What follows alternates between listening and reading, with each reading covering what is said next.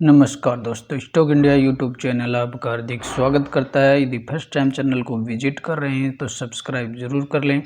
Subscribe कर यहां से बेल आइकन को हिट करें और ऑल को ज़रूर सेलेक्ट करें ताकि नए वीडियो का नोटिफिकेशन आपको मिलता रहे। और मित्रों, चैनल पर एक बहुत ही महत्वपूर्ण जो वीडियो है अपलोड हो गया है, आप इसे ज़रूर देख लें। इसमें बोनस स्प्लिट न्यूज को कवर किया गया है। साथ ही बालाजी जो है माइंस है वो क्यों क्रैश के खतरे में है तो ज़रूर जान लें और वीडियो को ज़रूर कवर कर लें। इसका लिंक आपको नीचे डिस्क्रिप्शन बॉक्स में मिल जाएगा या फिर आप इसे चैनल पेज पर जाकर भी कवर कर सकते हैं। और मित्रों, आ गए हम सबसे पहले नॉर्मल स्क्रीन पर। और इस वीडियो के कंटेंट की बात करें तो आरबीआई के द्वारा जो 2000 रुपये का जो नोट है उसे रिकॉल किया गया है, वापस लिया गया है, मतलब इसे जो चलन से बाहर होने वाला है तो उसकी न्यूज़ को कवर करेंगे। साथ ही इससे किन को फ़ायदा होने वाला है, कौन सी कंपनीज है या कौन से स्टॉक्स हैं जिनको इनका फ़ायदा होगा, उनकी चर्चा करेंगे।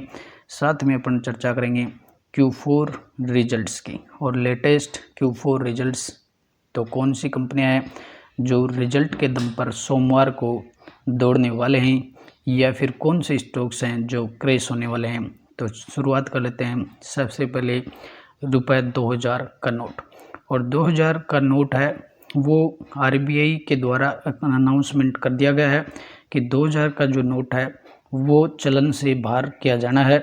और आरबीआई ने कहा है कि ये 30 सितंबर तक है वो बैंक्स के माध्यम से इनको चेंज किया जा सकता है।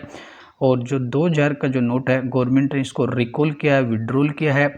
तो इससे इकोनॉमी में जो असर होगा वो तो होगा, लेकिन इसके साथ ही कि 2000 के जो नोट से जो रिकॉल हो रहा है, गवर्नमेंट ने इसको चलन से बाहर किया, विड्रॉल किया है, तो इसे 30 सितंबर तक अपन बैंक में जाकर इसको चेंज करवा सकते हैं। और इस 2000 के नोट से बैंकों की सेहत पर क्या फ़र्क होने वाला है, तो 2000 का जो नोट है वो बैंकों के माध्यम से वो रिकॉल होगा, चेंज होगा। तो बैंकों के पास जो पीएसयू बैंक है, पीएसयू मतलब पब्लिक सेक्टर जो बैंक है, या दूसरे शब्दों में कहें कि जो सरकारी जो बैंक है, अब सरकारी जो बैंक है उनको 2000 के नोट के रिकॉल से कुछ फ़ायदा होने वाला है। और फ़ायदा क्या होगा कि जो 2000 का नोट है वो सरकारी बैंकों में जमा होगा। इससे बैंकों के पास लिक्विडिटी बढ़ेगी। कि बैंकों को क्या फ़ायदा होगा कि बैंक के पास जो जमाएँ जाए 2000 के नोट की जो जमाएँ होंगी उससे बैंक के पास जो पब्लिक सेक्टर बैंक हैं या सरकारी जो बैंक हैं उनके पास एक बड़ी लिक्विडिटी जमा होने वाली है। तो इस लिक्विडिटी का जो प्रभाव होगा बैंकों की जो लिक्विडिटी से बैंकों की क्या सुधरेगी, बैंकों के पास जो क्रेडिट्स जो है वो बढ़ने वाली है बैंकों के पास। और बैंकों की जो क्रेडिट ग्रोथ होगी उससे इनकी पब्लिक सेक्टर के जो बैंक हैं उनकी बैलेंस शीट है वो अगले क्वार्टर में सुधरते हुए नज़र आएगी। और हालांकि Q4 की अगर बात करें तो Q4 में भी जो बैंकिंग जो सेक्टर है उसमें अच्छी खासी है वो रिकवरी देखी गई है। और बैंकों की जो बैलेंस शीट है काफ़ी मजबूत इस क्वार्टर में देखने को मिल रही है। तो नेक्स्ट क्वार्टर में भी जो पब्लिक सेक्टर के जो बैंक होंगे, पीएसयू जो बैंक होंगे, उनकी जो बैलेंस शीट पर काफ़ी प्रभाव देखने को मिलेगा। और ये जो बैंकों में लिक्विडिटी बढ़ेगी, लिक्विडिटी बढ़ने से बैंकों की क्रेडिट बढ़ेगी और इससे ऑल ओवर बैंकों को फ़ायदा होने वाला है। तो हमें इस 2000 के रिकॉल से कौन से बैंक है वो फ़ायदे में रहेंगे, तो अपन पीएसयू बैंक की बात करें तो सबसे नंबर 1 पीएसयू जो बैंक है वो एसबीआई है, स्टेट बैंक ऑफ इंडिया को फ़ायदा होने वाला है। फिर आप बैंक ऑफ बड़ौदा पर जा सकते हैं, पंजाब नेशनल बैंक है, कैनरा बैंक है, यूनियन बैंक है, आईओबी है, इंडियन बैंक है। तो ये जो पब्लिक सेक्टर के 7 बैंक हैं, तो इन बैंकों पर आप है वो नज़र रख सकते हैं और इनको वॉच लिस्ट में ऐड करें। तो आने वाले समय में अगले क्वार्टर में इन बैंकों की बैलेंस शीट है वो सुधरती नजर आएगी। ऑल ओवर 2000 के नोट के रिकॉल से और विड्रॉल से state bank of India, bank of Baroda और पीएनबी, इन बैंकों को बड़ा फायदा होगा। क्रेडिट बढ़ने से, लिक्विडिटी बढ़ने से इनकी क्रेडिट जो है वो बढ़ेगी और ऑल ओवर बैंकों की बैलेंस शीट है वो मजबूत होती हुई दिखेगी, जिससे यहाँ स्टॉक्स पर एक्शन देखने को मिल सकता है। तो सोमवार को भी PSU बैंक को अपनी वॉच लिस्ट में रखें और अगले क्वार्टर तक अगर लॉन्ग टर्म के लिए रखना चाहते हैं तो इन बैंकों पर एक बड़ा प्रभाव है यहाँ आते हुए देखने को मिलेगा। तो ऑल ओवर इन बैंकों पर आप नज़र रख सकते हैं। और मित्रों, अब बात करेंगे Q4 रिजल्ट्स में। भारत इलेक्ट्रॉनिक्स BEL, और भारत इलेक्ट्रॉनिक्स एक दमदार PSU कंपनी है, पब्लिक सेक्टर की कंपनी है और पब्लिक सेक्टर में इसका मोनोपोली है। जो बात करें तो जो रक्षा जो सेक्टर है, अब रक्षा जो सेक्टर पर आत्मनिर्भर भारत की ओर बढ़ने से गवर्नमेंट है वो आत्मनिर्भर भारत की ओर बढ़ रही है, जिससे जो सरकारी जो कंपनियां हैं उनको बड़ा फ़ायदा मिल रहा है और इसमें BEL को भी बड़ा फ़ायदा है। शुक्रवार की बात करें तो यहाँ स्टॉक्स है वो आधे फीसदी से ज़्यादा की गिरावट में देखने को मिला है। और यदि इस वर्ष की बात करें तो इस वर्ष 2023 में यहाँ 7% का रिटर्न है वो BEL से मिला है। और पिछले 5 सालों का देखेंगे लॉन्ग टर्म में यहाँ पैसा है वो डबल के आसपास हो गया है और 171% का रिटर्न है वो BEL ने दिया है। और यदि Q4 के रिजल्ट्स की अपन बात करें तो दमदार Q4 यहाँ देखने को मिले हैं। और यदि ईयर टू ईयर की बात करें तो ईयर टू ईयर रेवेन्यू 2% बढ़ा है, EBITDA 16% बढ़ा है, नेट प्रॉफिट 20% बढ़ा है और कंपनी का जो रेवेन्यू है 2% बढ़ करके 6,479 करोड़ का रहा है। पिछले क्वार्टर में 4100 करोड़ का रहा था। तो ये क्वार्टर ऑन क्वार्टर भी बढ़ा है और ईयर टू ईयर भी बढ़ा है। कंपनी का नेट प्रॉफिट 1382 करोड़ इस क्वार्टर में रहा। पिछले क्वार्टर में मात्र 614 करोड़ था और पिछले वर्ष 1155 करोड़ था।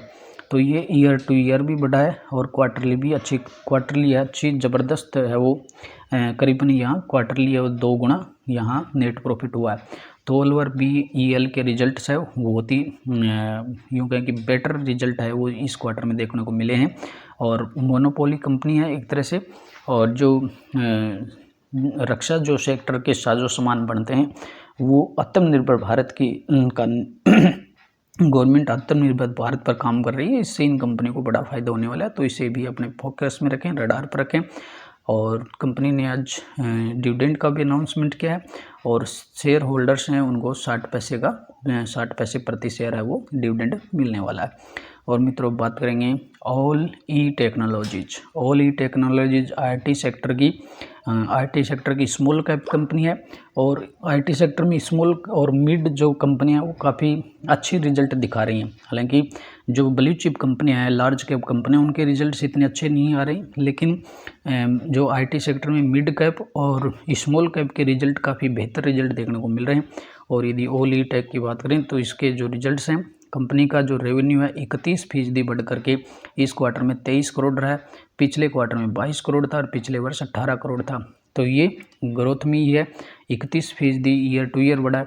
EBITDA की बात करें तो 29% बढ़ा है और नेट प्रॉफिट की बात करें तो 125% बढ़ा है। और इस क्वार्टर में 3.10 करोड़ का नेट प्रॉफिट रहा है। पिछले क्वार्टर में 3.39 करोड़ का रहा था। तो all over all E tech पर आप रडार पर रखें। रिजल्ट्स है ओके हैं। सोमवार को आपको स्टॉक्स है वो दौड़ते हुए नजर आएगा। और रिजल्ट्स नेट जो प्रॉफिट 125% बढ़ा है और हालांकि कंपनी काफ़ी रिस्की है, मात्र 231 करोड़ की कंपनी है। तो रिस्क के हिसाब से यहाँ जा सकते हैं, हालांकि कंपनी के रिजल्ट्स अच्छे देखने को मिल रहे हैं। और अब बात करेंगे केमिकल सेक्टर से केमक्रुक्स इंटरप्राइजेज लिमिटेड। और शुक्रवार की बात करें तो यहाँ स्टॉक्स करीबन 1% की तेज़ी के साथ देखने को मिला है। हालांकि ये बहुत ही मेजर वॉलेटिलिटी वाला स्टॉक्स है, बहुत ही ज़्यादा वॉलेटिलिटी यहाँ देखने को मिलती है। और यदि पिछले 5 सालों की अगर बात इस वर्ष की बात करें तो एक वर्ष के पीरियड के दौरान यहाँ 6% है वो स्टॉक्स डाउन में देखने को मिला है। लेकिन पिछले 5 सालों की बात करेंगे तो यहाँ बड़े अच्छे रिटर्न मिले। यहाँ 3,675% का रिटर्न यहाँ मिला है। और स्टॉक्स में एक अच्छा ग्राफिक्स इसका देखने को मिलता है, चार्ट भी अच्छा है। हालांकि इस हाई के बाद में अब तक यहाँ जो हाई लगाया था इसके बाद में स्टॉक्स में काफ़ी गिरावट है और ये कवर नहीं हुई है। तो अगर रिजल्ट्स पर चलें तो रिजल्ट्स की बात करें तो कंपनी की इस क्वार्टर के रिजल्ट है वो बेहद खराब देखने को मिल रहे हैं। कंपनी का रेवेन्यू 25% डाउन रहा है। एबिडिटा 20% डाउन हो गया। नेट प्रॉफिट 36% डाउन है। मात्र इस क्वार्टर में 2.92 करोड़ का रहा है। पिछले क्वार्टर में 3.58 करोड़ था और एक वर्ष पहले 4.53 करोड़ का यहाँ नेट प्रॉफिट रहा था। तो यहाँ रिजल्ट है इस क्वार्टर में डाउन ही देखने को मिल रहे हैं, तो इसको भी अपने रडार पर रख सकते हैं। अब बात करेंगे जूरी एग्रोकेमिकल्स की। और जूरी एग्रोकेमिकल्स जो है जो एग्रीकल्चर जो सेक्टर है उसके लिए केमिकल्स और पेस्टिसाइड बनाने का काम करती है। शुक्रवार की अगर बात करें तो शुक्रवार को यहाँ स्टॉक्स है वो गिरावट में देखने को मिला है।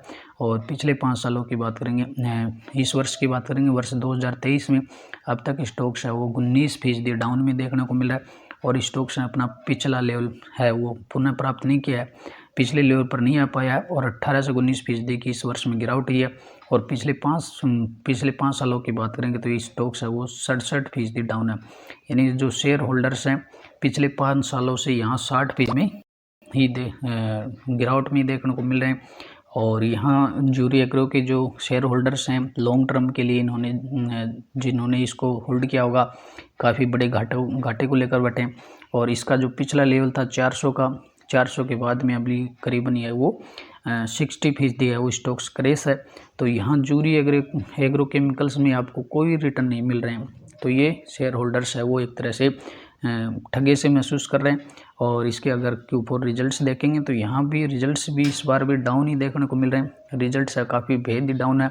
अगर नेट प्रॉफिट की बात करेंगे तो नेट प्रॉफिट है वो 400 करोड़ कंपनी ने घाटा दिखाया। लॉसेज है इस क्वार्टर में 450 करोड़ का, पिछले क्वार्टर में 100 करोड़ प्लस में थी, प्रॉफिट में थी। और इस क्वार्टर में सीधा 400 करोड़ का इसने लॉसेज दिखाया। हालांकि कंपनी का रेवेन्यू भी डाउन हुआ है। पिछले क्वार्टर में रेवेन्यू 1400 करोड़ का था, इस क्वार्टर में 1339 करोड़ का रेवेन्यू है। तो कंपनी का रेवेन्यू भी कम हुआ है और नेट प्रॉफिट भी को कम हुआ। हालांकि जो रेवेन्यू है वो ईयर टू ईयर बढ़ा है, 893 करोड़ से बढ़ करके 1300 करोड़ हुआ है। लेकिन कंपनी का जो प्रॉफिट है वो डाउन हो गया है। इस क्वार्टर में प्रॉफिट है वो गायब है, कंपनी ने 400 करोड़ का लॉस हुआ है। तो इस पर भी अब सोमवार को एक्शन देखने को मिल सकता है, इस स्टॉक्स में क्रैश देखने को मिल सकता है।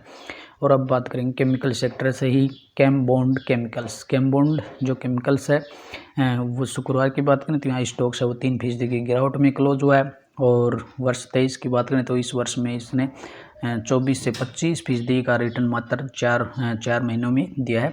तो इस वर्ष में अच्छा रिटर्न यहाँ मिला है। पिछले 5 सालों की बात करेंगे तो यहाँ कोई बड़ा रिटर्न नहीं है, मात्र 51% का रिटर्न है यहाँ देखने को मिलता है। हालांकि कैमबोर्ड जो केमिकल्स है बहुत ही माइक्रो कैप या छोटी कंपनी है। इस जो मार्केट कैप है वो 419 करोड़ का है। और रिजल्ट से अगर देखेंगे तो रिजल्ट्स रेवेन्यू है वो ईयर टू ईयर 30% बढ़ा है, एबिडिटा 347% बढ़ा है, नेट प्रॉफिट 390% बढ़ा है। इस क्वार्टर में 10 करोड़ का नेट प्रॉफिट रहा, पिछले क्वार्टर में 8 करोड़ का था, पिछले वर्ष 2 करोड़ का था। तो ये रेवेन्यू जो है ईयर टू ईयर बढ़ा है 390%, क्वार्टरली भी बढ़ा है और कंपनी का रेवेन्यू भी बढ़ा है। हालांकि रेवेन्यू में कोई बड़ी ग्रोथ नहीं है, ईयर टू ईयर इसमें 30% की ग्रोथ है। ऑल ओवर कैमबोर्ड केमिकल के रिजल्ट्स है वो ओके हैं, कोई बड़ी जंप नहीं है और न गिरावट देखने को मिल रही है। और बात करेंगे बैंको प्रोडक्ट इंडिया लिमिटेड। और शुक्रवार की बात करें तो स्टॉक्स है वो करीबन 5% की गिरावट में देखने को मिला है। और पिछले इस वर्ष की बात करेंगे वर्ष 23 में यहाँ स्टॉक्स ने 36% का रिटर्न है वो यहाँ देखने को मिला है। और यदि पिछले 5 सालों की बात करें तो पिछले 5 सालों में मात्र एक छोटा रिटर्न यहाँ मिला है, 27 से 28% का रिटर्न मिला है। और स्टॉक्स जो है हालांकि अपने पिछला जो लेवल था उससे ऊपर ही चल रहा है। और ये एक अच्छी बात है कि स्टॉक्स ने अपने पिछले लेवल को क्रॉस करके रखा है और पिछले 5 सालों में इसने 27 से 28% का रिटर्न दिया है। और यदि Q4 रिजल्ट्स की बात करें तो Q4 रिजल्ट्स भी अच्छे ही देखने को मिल रहे हैं। कंपनी का रेवेन्यू 20% बढ़ा है और 20% बढ़कर इस क्वार्टर में 609 करोड़ का रेवेन्यू रहा है, पिछले क्वार्टर में 509 करोड़ था, पिछले वर्ष 507 था। तो ये ईयर टू ईयर भी बढ़ा है, ईयर टू ईयर भी बढ़ते हुए देखने को मिला है और क्वार्टरली भी बढ़ा है। एबिडिटा है वो 23% बढ़ा है, नेट प्रॉफिट 27% बढ़ा है और 51 करोड़ का नेट प्रॉफिट इस क्वार्टर में रहा। हालांकि क्वार्टरली नेट प्रॉफिट डाउन हुआ है, पिछले क्वार्टर में 98 करोड़ था और पिछले वर्ष 40 करोड़ था। तो ऑल ओवर बैंको प्रोडक्ट जो है रिजल्ट तो ओके देखने को मिल रहे हैं, तो इसको भी अपने रडार पर रखिए। और अब बात करेंगे ऑटो सेक्टर से, अतुल ऑटो की। और अतुल ऑटो की भी बात करें तो शुक्रवार को यहाँ 2% से ज़्यादा की तेज़ी यहाँ देखने को मिल रही है। और वर्ष 23 की बात करें तो इस वर्ष इसने 30% का रिटर्न यहाँ दिया है। और पिछले 5 सालों की बात करेंगे तो अतुल ऑटो में कोई रिटर्न नहीं मिल रहा है। अलबत्ता यहाँ जो शेयर होल्डर्स हैं 13% के नुकसान में बैठे हैं। और हालांकि कंपनी अच्छी ऑटो सेक्टर से, और इसका पिछला जो लेवल है स्टॉक्स है वो 400 से ऊपर ही के आसपास ही ट्रेंड कर रहा है। लेकिन अब भी पिछले 5 सालों में यहाँ कोई रिटर्न नहीं है। 12 से 13% का लॉसेज जो है वो शेयर होल्डर्स को देखने को मिल रहा है। और अब बात करेंगे Q4 रिजल्ट्स की। Q4 रिजल्ट्स अच्छे देखने को मिल रहे हैं। कंपनी का जो रेवेन्यू 58% बढ़ करके 150 करोड़ का रेवेन्यू इस क्वार्टर में रहा। पिछले क्वार्टर में 133 करोड़ था और पिछले वर्ष 94 करोड़ था। तो रेवेन्यू है वो क्वार्टरली भी बढ़ा है, ईयरली भी बढ़ा है। नेट प्रॉफिट की बात करेंगे तो 158% बढ़ा है। इस क्वार्टर में 3 करोड़ का नेट प्रॉफिट है, पिछले क्वार्टर में भी लगभग बराबर था। और पिछले जो वर्ष था उसमें 5 करोड़ का लॉसेज था। तो ये एक यहाँ अच्छी बात देखने को मिल रही है कि कंपनी लॉसेज से और यहाँ प्रॉफिट में ही है, 3 करोड़ का प्रॉफिट दिखाया। ऑल ओवर अतुल ऑटो के रिजल्ट्स ओके हैं और आप इसे भी वॉच लिस्ट में ऐड करें। और मैं तो बात करेंगे अब डोडला डेयरी की। और डोडला डेयरी की बात करें तो न्यू लिस्टेड कंपनी है। शुक्रवार को यहाँ हल्की सी है वो तेज़ी देखने को मिली है। और इस वर्ष की बात करें तो वर्ष 23 में इसमें यहाँ कोई रिटर्न देखने को नहीं मिल रहे। और ऑल टाइम की बात करें तो कंपनी की जो लिस्टिंग है इसकी 2 जुलाई 2021 को लिस्ट हुई थी और 21 के बाद में इसने ये 23 चल रहा है। तो इसमें 3 सालों के पीरियड के दौरान यहाँ अभी तक कोई रिटर्न नहीं बने।